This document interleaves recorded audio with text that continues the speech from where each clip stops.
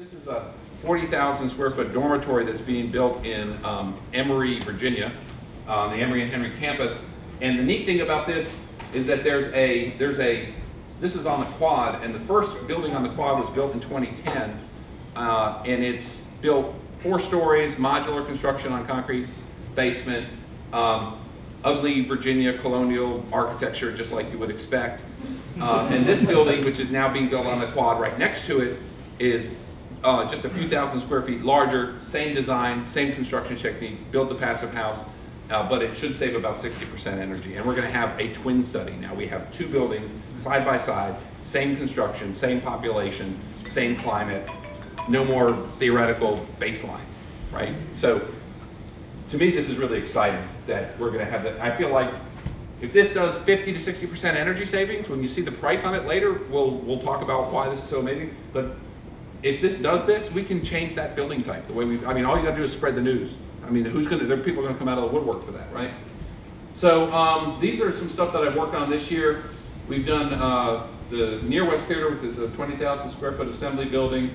The Oracle Institute, which is 8,000 square foot assembly. This one is now just starting construction. This BMW, which has died, and a large residence hall. This is a whole story in itself, which we finished the engineering on, but it doesn't look like it's going to go passive house. But hopefully we're going to find more large buildings. I'm very passionate about large buildings because they're so easy. They make so much sense for passive house. So, they wanted to title this talk, what did they want to title? They wanted to title this talk, Passive House in the South, Building for People Who Don't Care About, no, Passive House in Redneck Countries, Building for People Who Don't Care About the Environment. I said, I think we need something a little more politically correct than that, So, but it's true. I mean, I am in rural Southwest Virginia, mountain coal towns, I mean, this is where I live. And, we're known for this. This is why I'm there. The Appalachian Mountains. I mean, they get in your blood. I've been all over the world. I still think it's the most beautiful place I've ever seen. I was driving through, my wife and I've been going to Vermont for vacation for the last few years. And it was really why we were driving through the Green Mountains. It just, oh, it's so beautiful. It just reminds us of home, except there are no Confederate flags and way fewer trailers. But everybody says, well, come back in mud season. We always go in June, So that's the other thing we're known for, hillbillies and rednecks and moonshine. So, how the heck could you be doing what you're doing where you are? Well, I kind of want to go back, okay? This is Liz and I. Liz and I have been married 28 years. She was pregnant with this guy, Yuri, who is 24, almost 25, and right now traveling in Europe, having a great time. And this is the house we built and lived in, our first of our 4 houses. So, I figured, well, let's kind of go backwards and go a little bit about where I came from. So, this is kind of where we were, back then we were building these off-grid houses, and we were trying to live off the land. I mean, I'm sure people are shaking their head. We know. But if you tried to live off-grid back then, you had to be really MacGyver because the stuff was not out there to really do this, right? So you recognize the old Arco solar panels? I mean, if we had 4 or 6 panels, we were like screaming big system, right? And VW batteries, spit, bubble gum, anything we could, right? So what did that teach me? From doing this? Well, it taught me that you have to reduce first, right, and then you produce, right? That taught me really, really, really, really strongly that was the key to building energy efficient.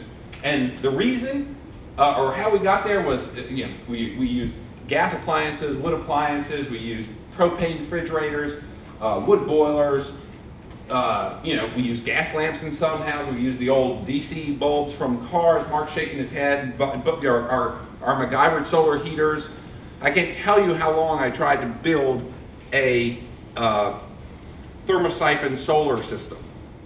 And we could kind of get it to work when it got really, really, really hot. It would kind of get work. But, because we were trying to get away from any pumping energy. We built ram pumps out of PVC. I mean, you read about another Mother Earth News and we go build it, and try to build it. So why did we go through all this? All right? Because like I said, we were kind of poor hippies. And then, of course, we didn't put our kids in diapers that were plastic. They all had to have nappies that were cotton. And in the middle of winter, you had to have enough power to turn on the inverter to run a load of diapers through the washing machine. And that was kind of how we balanced our loads. We tried to figure out in the middle of winter, when we're really, really low on power, are we going to have enough energy to run our diapers? Because those panels don't produce a huge amount of energy. I mean, they do, but not if you're using a lot. So that's kind of where I came from, you know. And when I was preparing for this, and this is where Joe really inspired me, I went back, because, you know, I had written a bunch of crud back, or a bunch of stuff back when I was younger, and I pulled this article out that I wrote when I was 25, and I thought I'd just share some of these tips of wisdom, and this is the kind of stuff I was thinking about. So, to truly experience life means to live on other levels behind the physical, right? It's a feeling of organic, economical architecture that I strive for in my work. Oh, here's a good one. The house retains energy put into the building. Infuse the building process with good energy to start from the beginning. Okay, now I still believe this crap, right? I believe if you fight with your builder and you put bad energy into the house, you got a lot of bad karma to overcome, and you're going to regret going into that house every day for a while till you replace it. So, you know, I mean, none of that's changed. Here, wood or coal stoves are dry and dangerous, dirty, and generally unhealthy. I still believe that if they're in your house. Heating with wood-fired boilers is the most healthy and practical system in our southern environment. Catalytic converters are a cheap way to help the environment. Advocates are, you know, so this is the kind of stuff I was thinking about when I was 25. Solar houses are desirable in every bioregion in the temperate zone. As a rule of thumb, site your dwelling within 10 to 12 degrees of solar south. Consider the direction of the prevailing winds, as well as the cooling summer winds, and keep solar orientation as a dominant factor, because plantings and other buildings can always serve as windbreaks, right? This is all basic stuff. This stuff I was thinking about. The sun is, here's more hippie stuff. You know, the sun is vital, and the more of its radiance we can bring into our house, the healthier we are. I still believe that. East and west walls should also have windows, and these should be able to open to welcome in the cooling summer breezes from wherever they may blow, right?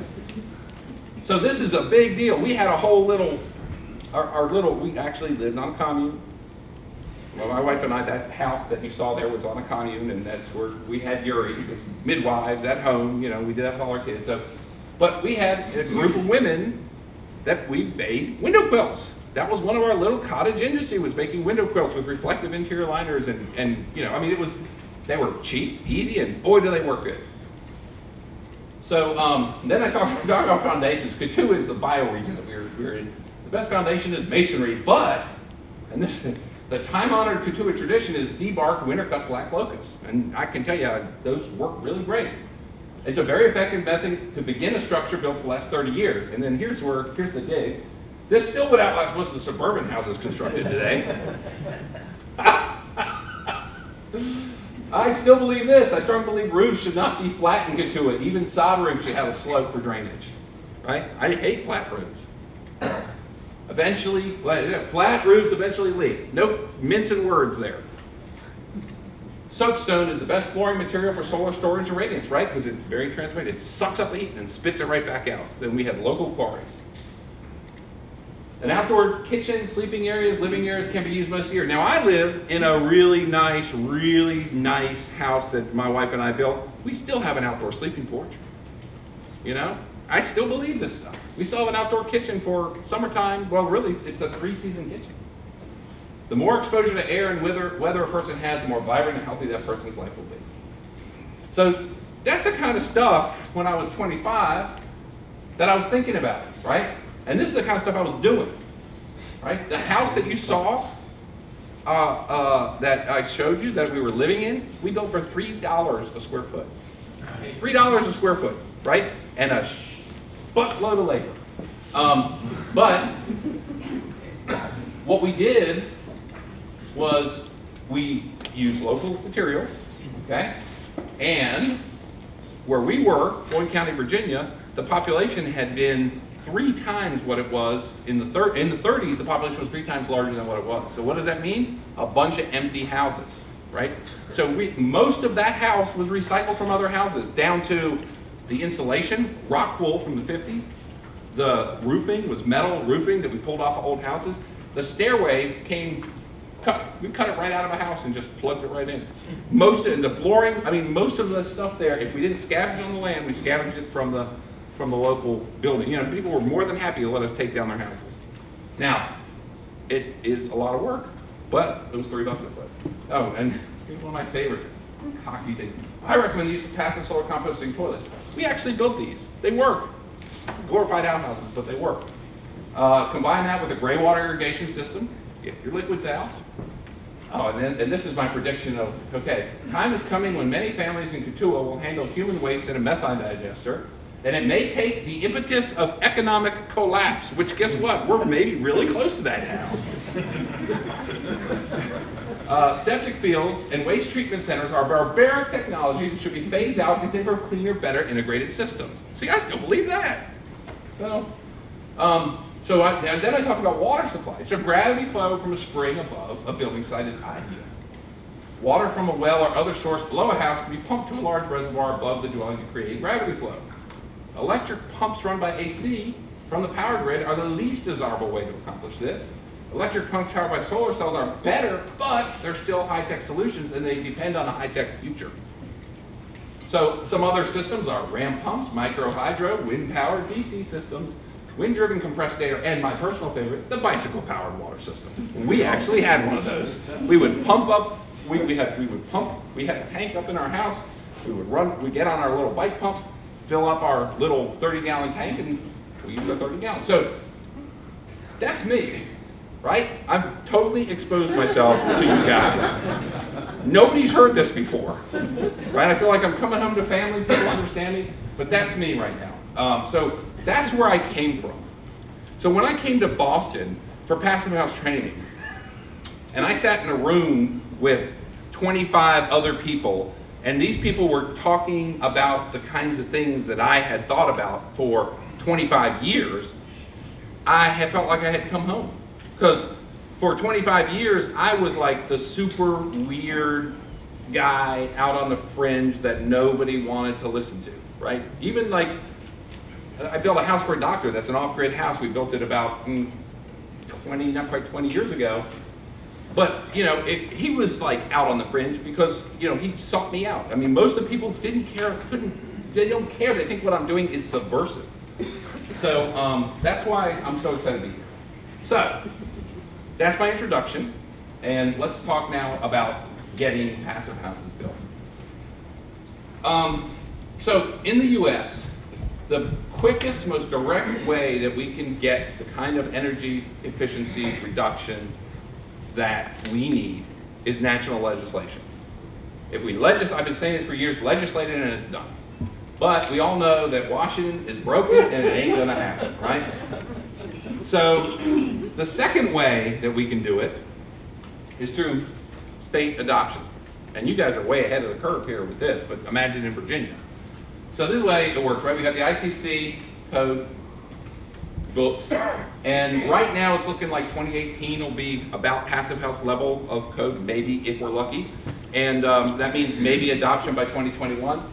But what happens when you start getting these codes adopted by individual states is all of a sudden it goes into the state legislature, and people start getting influenced by lobbyists, and before you know it, that code becomes very watered down, and you could all of a sudden meet that code. So see, like in our code, an R19, a 6-inch batt wall in a metal stud is equal to a 6-inch batt wall in a wooden stud.